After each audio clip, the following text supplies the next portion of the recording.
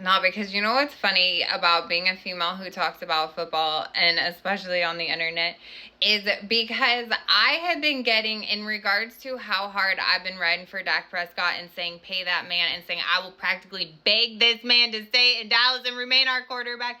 I have been getting so many comments and messages telling me, shut up, you're just thirsty. You're only saying that because you think Dak's hot and he's good looking, so you want him to stay. You're just trying to get his attention. You're out here like, you don't even know football. You couldn't even name 5 players.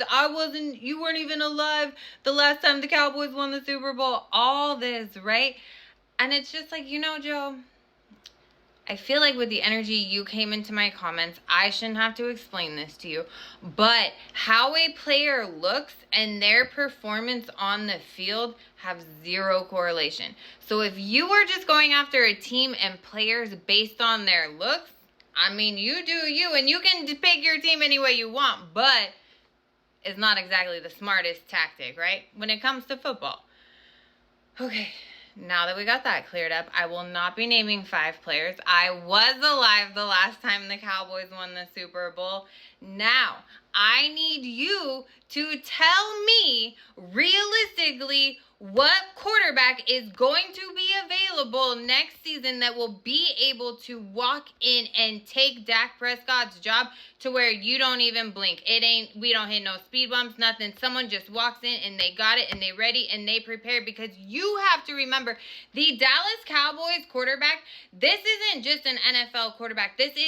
We them boys. This is the Dallas Cowboys quarterback. You step into that job and from day one, you are under a microscope, and you have to be mentally strong. You have to be physically strong. You have to be able to shed out so much to be the leader that Dak Prescott was in the locker room, behind the scenes, with his teammate, who he was off the field.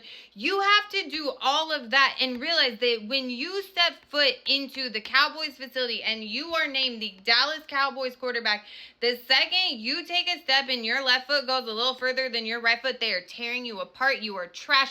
The Cowboys wasted their money. What are they doing? The Cowboys will never make the Super Bowl. The Cowboys are doomed. Everything's over. You have to remember, this is not just a quarterback job. And I know they're talking about Trey Lance. We've seen Trey Lance looking a little shaky in training camp. I don't think, Trey Lance, you cool, I love you. I don't think Trey Lance is ready to step foot as the Dallas Cowboys quarterback and take over and be that leader and have that experience. So who are you going to bring over? Because we know next year's draft class, there ain't no quarterbacks. See, I can answer the questions that get asked to me, but can you answer that with a good answer, with not something that you're going to try and twist about how Dak's garbage, because Dak is not garbage? No.